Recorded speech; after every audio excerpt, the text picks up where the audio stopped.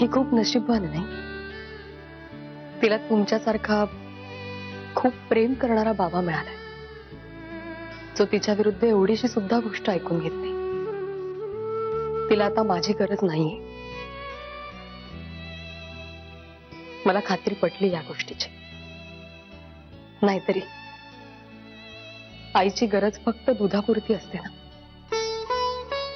आणि एकदा का ती गरज संपली की मी आपण होऊन तिच्या आणि तुमच्या आयुष्यातून कायमची निघून जाणार आहे. आणि मला माहिती, मी इथे नसले तरी तुम्ही तिला खूप सुखात ठेवा.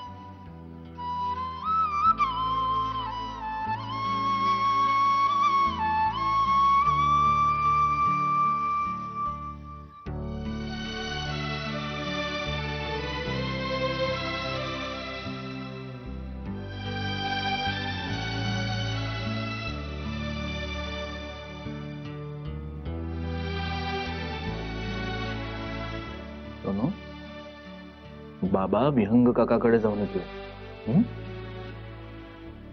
रडायचं नाही, हा शांतपणे झोपायचं.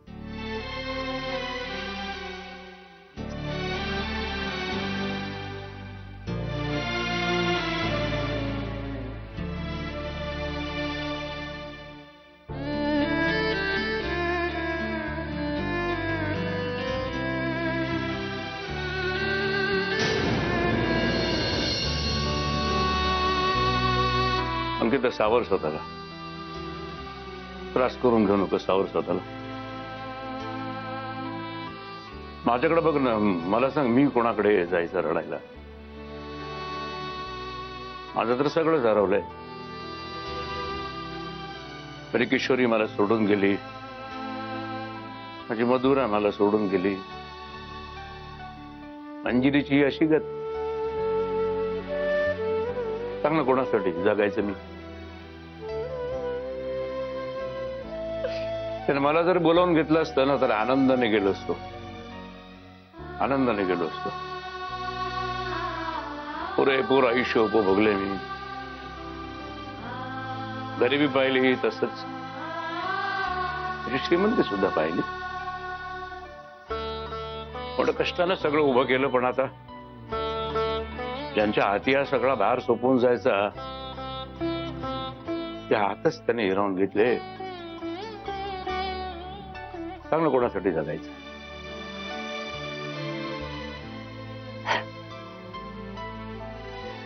विहंगरावांची अवस्था तर खरंच पाहावती नाहीये,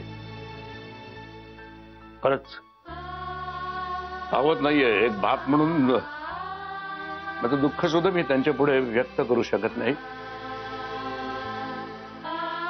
कारण मला रडताना जर पाहिलं त्यांनी, तर ते पुरेपूर कोलमडतील. फक्त सावरत बसलो बस. काकू, तुम्ही कधी आलात? मगाशीच आलो. दादा, सत्यजितराव विहंग कुठे आहे काकू? आतमध्ये. मी आलो त्याला भेटून.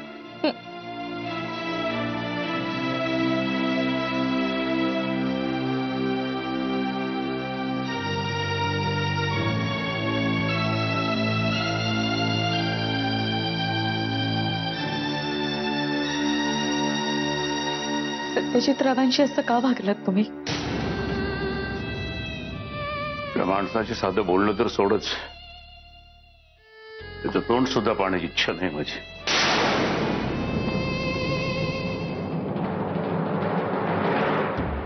मी प्रियाला नाही सोडणार. तिने मधुराचा जीव घेतलाय, आता मी प्रियाचा जीव घेणार. विहंग, काय बोलतोयस? वेडायस का तू? अरे प्रिया काय जीव घेईल मधुराचा? का नाही घेणार? हा, कारण ती मधुराचा द्वेष करत होती. दोघी एकमेकांची धड बोलतही नव्हते, हे माहिती ना तुला? अरे पण म्हणून कोणी कोणाचा खून करतं का? हे बघ, हा सगळा पोलिसांनी घातलेला घोळ आहे. हा खूप मोठा गैरसमज आहे. प्रिया निर्दोष आहे, कळलं? हे तू बोलतोयस? हो, कारण हेच खरं आहे. नाही सत्यजित, खरं हे आहे की मधुराच्या जीवापेक्षा मला आणि मधुराला होणाऱ्या आमच्या बाळाच्या जीवापेक्षा तुला प्रिया जास्त महत्वाची आहे. तिच्याबरोबर असलेले तुझे घाणेरडे संबंध हे तुला जास्त महत्वाचे.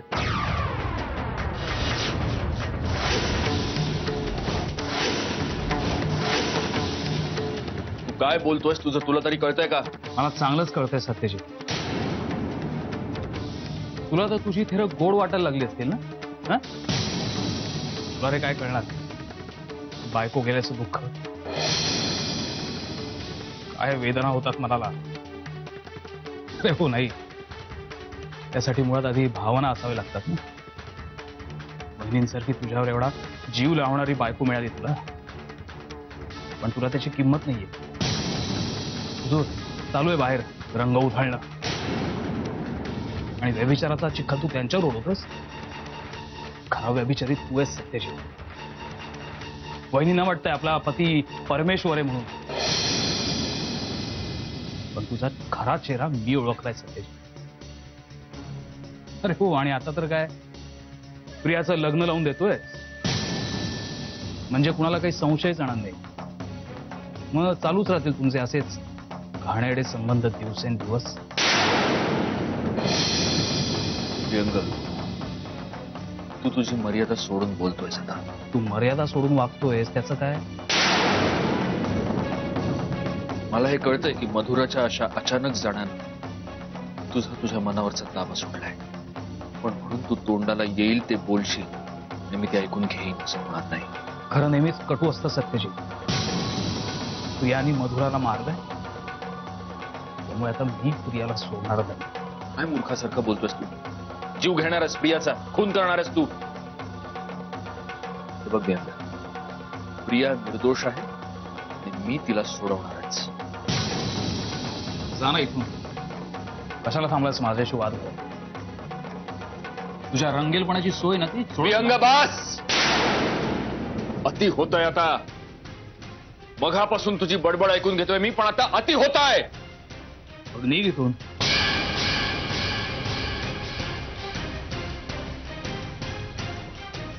काय झालं वेंद्र? काय झालं एवढं चिडायला? काय झालं? काही नाही बाबा. एक मिनिट मुदळकर. मला नक्की माहित नाही की तुमच्यात कुठल्या विषयावर वाद झाला, पण एक नक्की सांगतो, सुरुवात तुम्ही केली असणार. रावत नाही गो तुम्हाला दुसऱ्यांशी वाद घातल्याशिवाय, का दिवस जात नाही तुमचा लोकांची हाय घेतल्याशिवाय. सर नाईक, एखाद्या गोष्टीबद्दल अर्धवट ज्ञान असेल तर आपण तोंड उघडू नये. या गोष्टीचं भान निदान तुम्ही तरी ठेवलं पाहिजे, कारण तुमच्या वयाला शोभत नाही ते.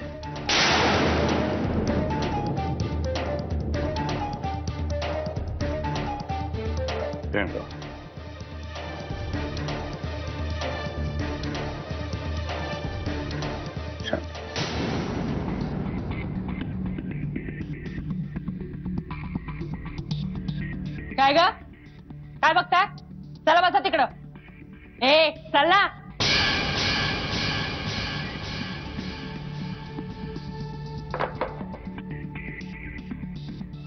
जेवून घे. दबाय. माझ्यासाठी कशाला? बाई तू प्रश्न लई विचारतीस. हे बघ, तुला या जेलचं अन्न पचणार नाही माहितीये मला. माझा डबा दिलाय, खाऊन घे.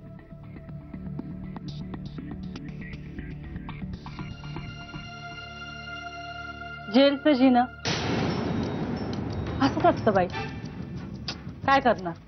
इथं माणूस येतो तो मरण्यासाठीच. सिस्टीमच आहे ना तशी. आणि या जेलच्या बायका लई डेंजरस, निरडावलेल्या आहेत भावाने नुसत्या. तू कशी काय येऊन पडली तिथं? फसलीच बिचारी. काय करणार? हे बघ, या बायकासनी तोंड द्याया तरी ताकद नका तुझ्याकडं. माझा आई, खाऊन घे.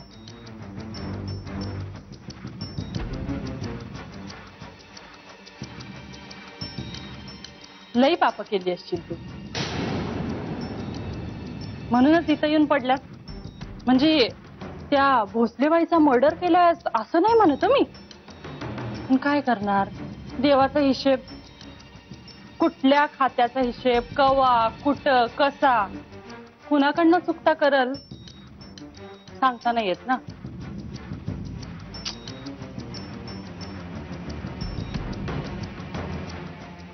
त्यो मुदोळकर कोण लागतो तुझा?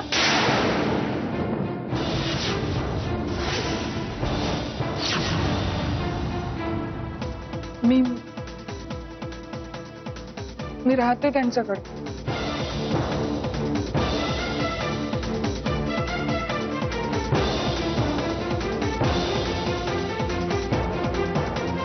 राहते म्हणजे ठेवले त्याने तुला?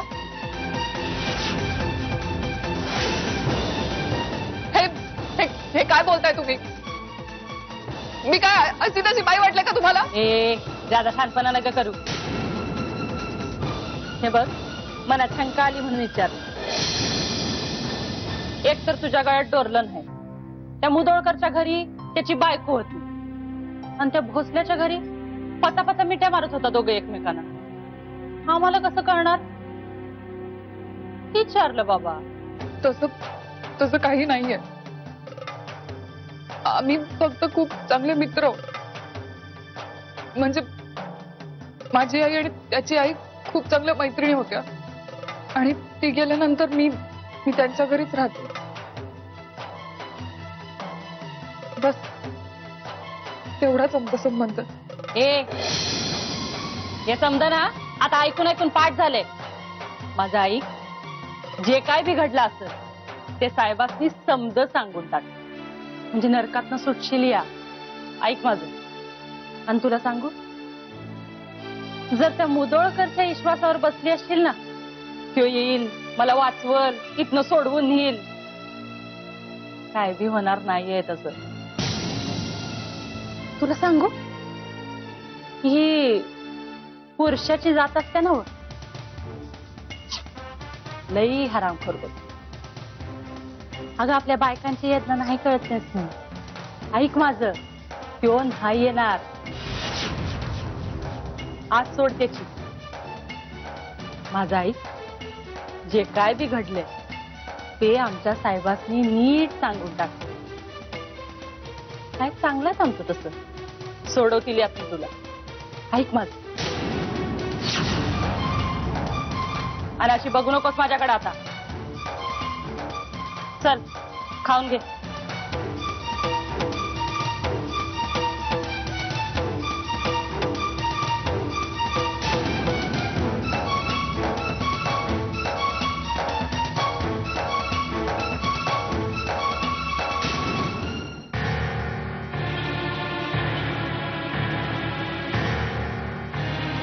काय जाधव, काय म्हणते प्रिया? बाई 12ची आहे, लई आतल्या काठीची आहे साहेब. असल्या साध्या सुद्धा उपायानं तुटल असं नाही वाटत. हे मी तुम्हाला आधीच सांगितलं होतं. मला वाटलं होतं साहेब, चांगल्या घरची बाई आहे, 4 समजुतीच्या गोष्टी सांगितल्या तर समजल. तर नाही, लय 12ची आहे साहेब. तिला बोलता करण्यासाठी दुसरा उपाय शोधला पाहिजे. पर साहेब, आपण तिला हात बी नाही लावू शकत. बघू, काढूया काहीतरी मार्ग.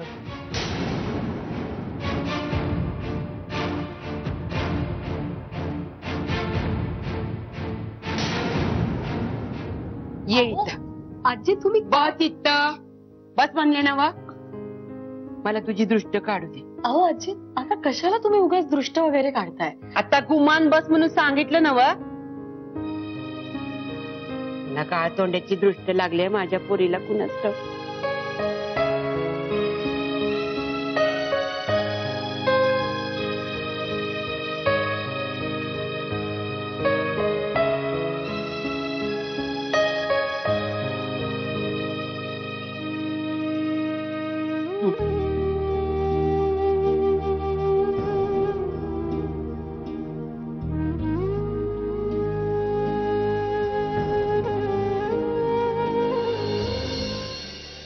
बास ना कधी. हा चल झालं झालं झालं आटप ना ग. दी तुझ्या या अति ट्रॅडिशनल वागण्याचा ना त्रास होतोय मला आता. टिपिकल काकूबाई सारखी वागतेस तू दी. काय आईने काढली असती ना ग दृष्ट, तुला काय काढायची गरज होती का?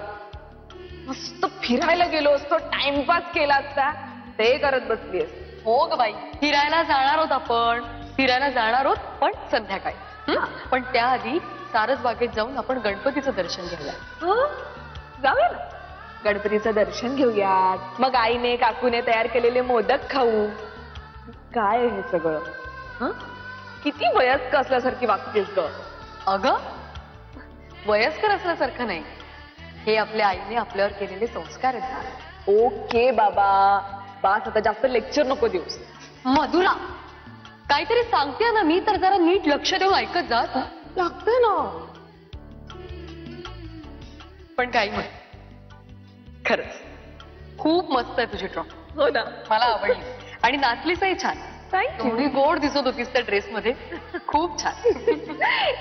आणि या ड्रेस मध्ये यातही छानच दिसते. तुझ्या लक्षात आलंय कधी मी तुझा ड्रेस घातलाय? हो का? मला कळतंय. हो, मोठी बहीण ना मी तुझी. म्हणजे तुला कळलं होतं? तू माझी मोठी बहीण आहेस ना. म्हणजे आता माझ्या अगोदर तुझं लग्न होणार, मग तुझे सगळे ड्रेस माझे होणार ना. मधुरा सगळे तुझंच आहे ग मधुरा. माझे सगळे ड्रेसेस मी तुझ्यासाठी ठेवून जाईल, ठीक आहे? हो. तर तू अशीच खुश राहा बस. आणि तू पण.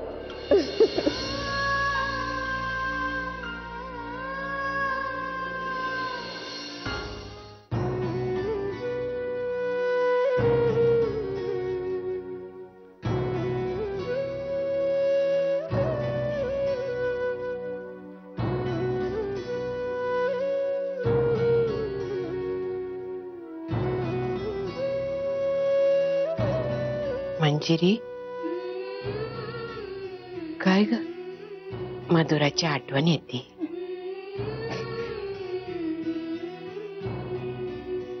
उगी उगी बाळा, तुझं दुःख मला समजतंय,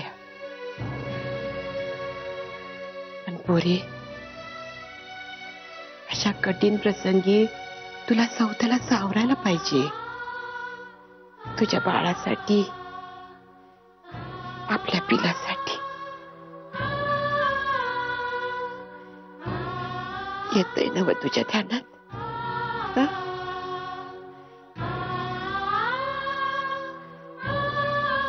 माझी गुणाची मूर्ती.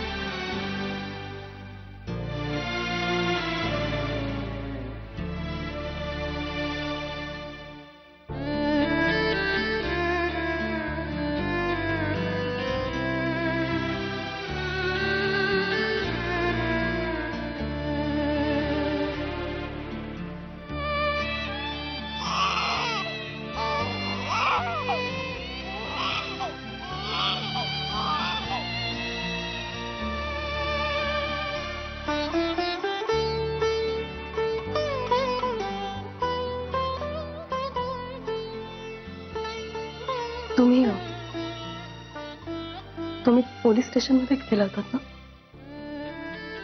काय झालं? सोडतील ना आपल्या प्रियाला? प्रयत्न सुरू आहेत.